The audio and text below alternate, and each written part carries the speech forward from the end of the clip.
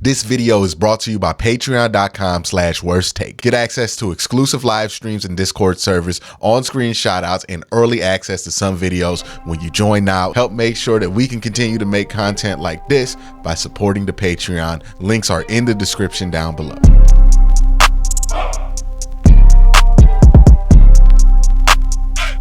Browns brought in Juan Thornhill, and I thought, who better to talk about Juan Thornhill than somebody who's been covering the Chiefs for a very long time. I got Ryan from RGR. Ryan, Juan is now a Cleveland Brown. You have graciously let go of him so we can have him. Tell us more about this player that you guys drafted. I know he's had some injury history over the last few years. Who is Juan Thornhill, the player? I think you could tell us better than anybody can from just trying to get some tape together. Well, thanks, man. Yeah, for sure. I'll tell you this. Juan Thornhill is a guy with a chip on his shoulder, and I like that. I was hoping he was going to come back, quite honestly. So y'all got something that I think you should be pretty happy with. Juan is a guy that came over from Virginia and played great as a rookie. Get just to the playoff run, has a knee blowout. Just terrible for him in terms of timing because he had gotten into the rhythm of the NFL, made the transition. He's picking up speed, making plays. And then that happens. Sophomore year, a little bit tough. Like coming back, didn't have full actual confidence in the knee joint at that point. And you could just see he was a little slow on jumping the gun, trying to jump routes over the top. And that has slowly come on. They have changed some of the mechanics in the Chiefs' defensive backfield. So that had a little bit of a back and forth. But there was a lot of times where he was sought after to be the guy kind of running everything so that Tyrann Mathieu can go do his thing, right? Steve Spagnuolo, it was found on the sidelines, putting his arm around him quite a bit. Like, here, you're going to be in charge of this now. And I think that's where it went down the path. Then this last season in training camp, Juan comes out and he's like, my intention is to be an all-pro. That's my goal. He didn't quite make it there, but he did show improvement. And he got back to what I think was his best season since that rookie campaign before he got injured. So I think you guys are getting him at the top of his resurgence, and he can only go up from here. I do like his playmaking ability. I think he's got a lot left in him. Yeah, when I watch Juan, the limited amount that I've seen on him, he seems to have a great instinct for when it's a smart time to take a chance on a ball, yeah. Right? Because I saw one, I think it was a game against San Francisco this year, where, you know, there were a couple plays where they didn't throw it to George Kittle, but he broke on to George Kittle right at the right time, where it's like, okay, I have no responsibility behind me. I can come up and make this play. This is the time to do it. And he came up on the right time. And he also does a really good job anticipating like corner routes, especially like in the red zone. I've seen from him. What were, from what you've gathered from watching him play, like what do you feel like his tendencies were? You know, the big thing is he was a little tentative in year two and a little bit in year three in making those plays, right? And I think you outlined it really well, is that he knows when to make the safe chance-taking play. He's not going to give stuff up over the back. He's going to play to his assignment. The Chiefs have been rotating guys in terms of the way that they run their deception pre-snap, and then they rotate him back through. And so there are times where he's been caught out of position and he has had to break off early. Sometimes it pays off and he's able to make the play. Sometimes he's not. But I think that's more of the function of just how loose Spagnuolo's system is. In a more dedicated role where he can really just have a half field or even full field, I do feel his athleticism has returned where he can be a sideline-to-sideline safety. I think that'll be it. Do I have the limitations over the top of me that I don't have to guard deep? Can I go make a play? And then he's able to pull the trigger. So I think in terms of alignment, you just got to set him up to take those risks. He's also a young player. It's like interesting, right? What the Browns have been doing in free agency. I like to call it, you know, when you don't have a quarterback or your quarterback's on the rookie deal, that's like life without kids. So you're like, your budget, you could just be kind of irresponsible. We'll bring in this player on $30 million. We'll do this. We'll just get the big name stuff, right? But then you get your quarterback on the big deal, and all of a sudden now you're shopping with responsibilities, and you're like, oh, well, I can't get Jesse Bates. I'm not going to spend the big money on Jesse Bates, but I get Juan Thornhill 3 years, $7 million. That makes a lot of sense there. You get a young player who's also off his rookie deal. That was what was so surprising to me, was like, this is a young player on the upward trend coming up from his rookie deal. Do you have any reason why his market just didn't heat up like that? Was this just overall people weren't valuing safeties this year? I think it's kind of a reflex to that. Yeah. I mean, when you look, Jordan Poyer ended up not getting what I thought he was going to get. Even Jesse, right? Didn't get what I thought he was going to get. And I think it's just a roll from the fact that teams are going to more of that deep coverage, the rush 3, drop 8 kind of things where you feel like any one given playmaker isn't quite the value that they were 3-4 seasons ago. Now you're addressing deep threat in particular with system, not necessarily with playmakers. And I think it's allowing owners to just take a step back and have to spend a little bit less. But now you get yourself in a position where, especially if you're going to play a cover 3 type role where he's just got hashes to cover, he's going to be all over the place. And with that newfound intensity that I do think he's going to continue to up, I think it's a great recipe to give him a place where he can go be a playmaker.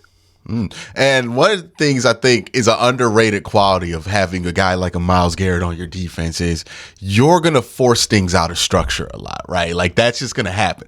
But like Myles Garrett just existing is going to get people to leave the pocket early because they're just not trying to get hit. There's a similar thing with Chris Jones, TJ Watt. When you have that presence as a pass rusher, guys are going to leave the pocket early, and that creates more out of structure plays for your secondary to kind of get on top of. I think it's interesting because he's practiced with the out of structure king in Pat Mahomes, right? Nobody does out of structure better than Pat Mahomes. And I'm pretty sure he's done that stuff to Juan Thornhill in practice. So it'll be interesting to see because that was one of the things with John Johnson that really he struggled with in Cleveland was when he got a lot of space to cover. He wasn't athletic enough to kind of make those out of structure plays. You could just really beat him. I remember there was a Tyreek Hill play, I think, at the start of 2021, where it was one of those out of structure things, and Pat throws like a 70-yard touchdown to Tyreek for the first game of the season. And it was one of those things John Johnson had no idea what to do with that much space. Right. Do you think Juan, since he has that experience with Pat, like is that going to be something that with the athleticism, with everything else that he has, is that going to be something where that might not be as big as a problem for this defense when guys get out of structure? Because that's been one of the things where, Myles gets the pressure, but we kind of break down especially in the back end. You don't take advantage of it. Yeah. I'm with you. And no, I think that's a really great observation because when you talk to the Chiefs defensive players, practice is hell. Nobody wants to go through this, right? It's not just the no looks. It's the fact that Mahomes can manipulate so many small spaces and turn them into big spaces. And I do think that is great experience for Juan to have.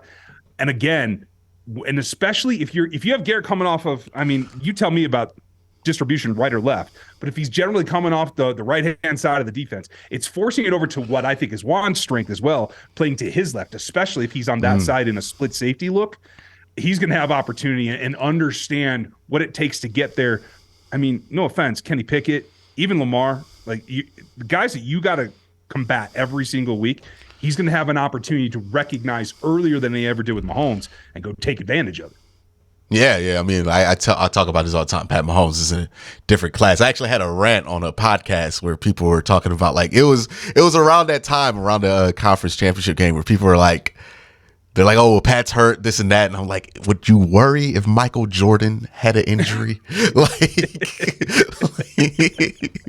like, why are we acting on a like stretcher? Pat? Yeah, like, that is not Pat Mahomes right there. Like, I've seen him do it. Like, that was one of the most fascinating things. Like, Pat Mahomes had the most underrated 5,000-yard, well, almost 5,000-yard passing season of all time with less. And people were acting like, I remember watching CBS and they're like, well, is it actually an advantage that he has less because now teams don't know what to cover? And like, I don't think not having Tyreek Hill makes you easier to cover. I refuse to believe that. Look at what he's doing with the Dolphins. So it's one of those funny things where like whenever you say somebody's not Pat Mahomes, somebody bucks up and gets mad, but it's like, nobody is Pat Mahomes. Like there's one of them and he's in Kansas City and he's incredibly tough to beat. But that's also an interesting thing with this, right? The Browns are trying to get better defensively. They were a mess. They just switched over to Jim Schwartz, who runs more of a wide 9 kind of split, some cover 3, but not as much as they were running last year. Juan making that adjustment to a defense is going to be in more of a wide set. You think that these are all things for him that are going to be positive, working with somebody like a Grant Delpit, who Grant's really good. It's funny. You remember Grant coming out the draft, everybody was like, he can't be a box safety. That's what he is in the NFL. It's hilarious what it's gone to. But do you think that kind of pairing with Grant, who's a strong safety, but he has athletic he's athletic enough to cover some space if you want to flip him every once in a while. What is your confidence in Juan in those situations where he does have to play closer to the line of scrimmage and he might have to make a more key tackle than he would if he was just a deep safety? He's more than willing, that's for sure. He's got good technique. He generally protects himself. He's not just flying in there to make a hit and not wrap up and let a first down happen or something like that. He has had, at times, some streaky missed tackle issues. That's mostly, again, I think, going back to the confidence in the knee and how physical he was. We saw that drop off this last season as he got fully back recovered from that ACM. I think really took a step forward. I think the interesting thing that you mentioned about Delpit too, though, is you look on the field and a normal strong safety's got this kind of area he can cover. Well, if Delpit's here, that's less than Juan feels he has to cover, right? And so he can, again, make a little bit of a step, make a little bit of a choice and be able to recover. And I think the two of them playing off of each other, whether it's an actual flip and Juan's down by himself low, Juan's done really well in the robber, and that's a great area for him. If you're asking him to come be the nickel linebacker, I'm not so sure that you're not going to have some run success there. But I like the idea of athleticism paired with athleticism. He's going to be able to make that work really well with Delpit in particular.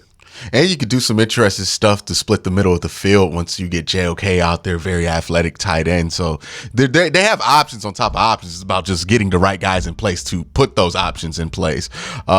With Juan, since he is such a young player, I mean, he's off his rookie deal, but he's young still. Yeah.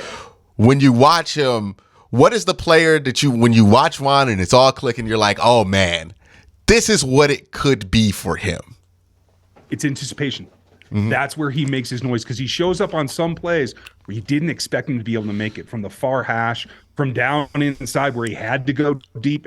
They played around for a couple of years with some really interesting nickel high drops, right? Where he's replacing the nickel corner. The nickel corner's dropping all the way back to the back of the defense, and he's able, again, cut down those angles and have a chance with his good length in the upper body. I think he came in at 32 3/4 or something like that.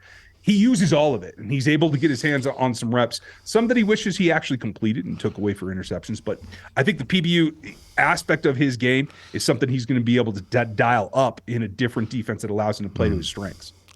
Now, when you look at Juan and you're like, man, like the one thing you're like, if he could fix this would be a huge thing for him. What is that with Juan? It's finishing those plays. He gets his fingertips and maybe his whole hand on some plays. You just want him to finish it. We saw it back in college, right?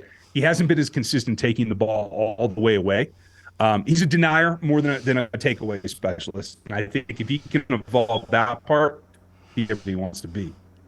Interesting. But that is what I feel like a great scouting report overview of Juan Thornhill. Thank you, Ryan, for coming on here. Ryan, where can they find you, man? Yeah, I'm over at RGR Football here on YouTube, and you can find me at NFL 33, as well as the Locked On Network. I do the draft show and the Chiefs show and all kinds of stuff.